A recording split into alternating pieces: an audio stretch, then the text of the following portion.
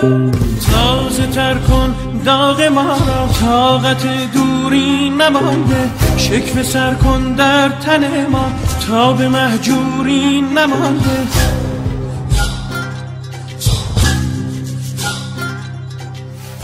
گشاید شور و شیون از جگرها ای دری،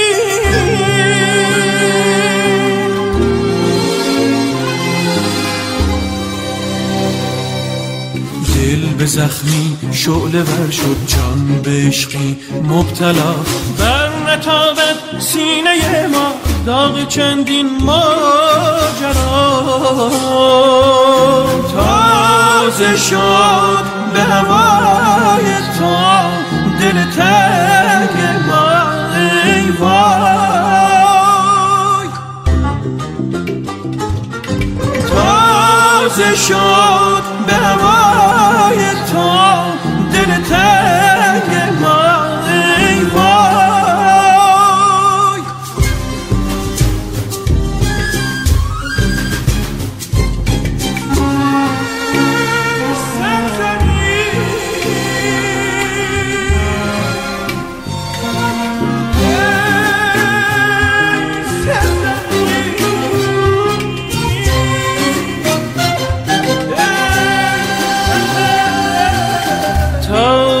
تر کن داغ ما را، شعله زد جانم خدا، با تو هرگز بر نگردد عهد و پیمانم.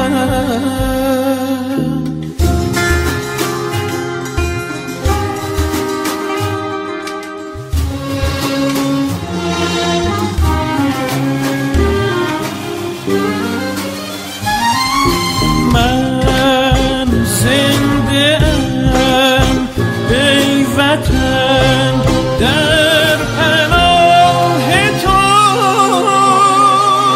سر چه باشد بر تن، جان چه باشد بر کف، تا سپارم در تو.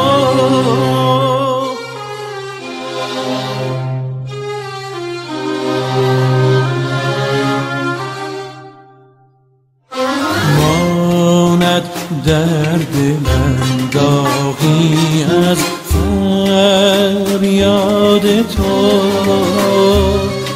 شد وقت دلتنگی ها با یاد تو.